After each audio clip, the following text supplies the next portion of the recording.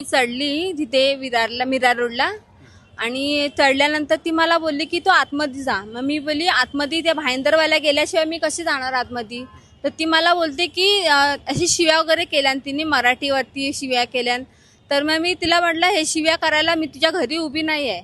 तर ती मला बोलली की तू तुझ्या घरी तुझी अवकात पण नाही अशी ती मला बोलली. नंतर मग तिने माझ्या डोक्यात ते नोकीला काहीतरी घातलं त्याच्यामुळे माझे पूर्णसं रक्त वगैरे आलं. आणि नंतर मग मी गेली आतमध्ये. आपण पण किती मार खाणार ना, लोकांचा मार खायला थोडी आपण आलं. मी पण तिची केस धरली. नंतर तिने पण मग माझी आतमध्ये केस वगैरे धरली. असं मारहाण झाली आमची दोघींची हातापायी. नंतर मग चेन पुलिंग झाली. भाईंदरला नेलं, मला ड्रेसिंग केलं आणि नंतर ड्रेसिंग केल्यावर तिथे मग तिच्यावरती कारवाई केली. तिला मारले वगैरे लेडीज पोलिसनी.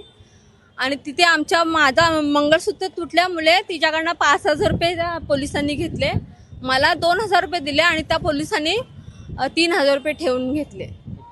जेव्हा तुम्हाला ही रेल्वेमध्ये घटना झाली त्यावेळेस तुम्हाला महिलांनी त्या मदत केली का नाही? हा केली. एक होती भाईंदरची मुलगी होती, तिने मला इथपर्यंत आणून सोडून गेली. रिक्षामध्ये बसून गेली. माझ्यासोबत कोण नव्हता म्हणून. ती भाईंदरची तिच्याच ग्रुपची मुलगी होती. तुम्ही याबाबत पोलीस स्टेशनला वगैरे तक्रार केली? हा, ती रेल्वेला केली.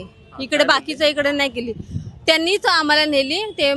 मग ते मला बोलले की असं केस वगैरे केलीस तर तुझ्यावरती म्हणजे जेलमध्ये गेल्यानंतर तुमच्याकडनं पैसे घेतले जातील. तर म्हटलं आपण आयुष्यामध्ये असं काही भानगडीमध्ये पडलो नाही म्हणून मी म्हटलं जाऊ दे, मी ते मिटवते, मला काय पुढे वाढवायचं नाही अशी मी त्यांना बोलली. तुम्ही लोकल नेमकं कुठे कामाला जाता? तुमचं काय बॅकग्राऊंड आहे? मीरा रोडला जाते, बेबी केअरला.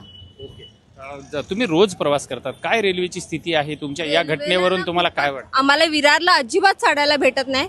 नालासोपारावाल्या वसईवाल्या सर्व डाऊन मारतात. विरारवाल्या कशा पशा आतमध्ये चढतात.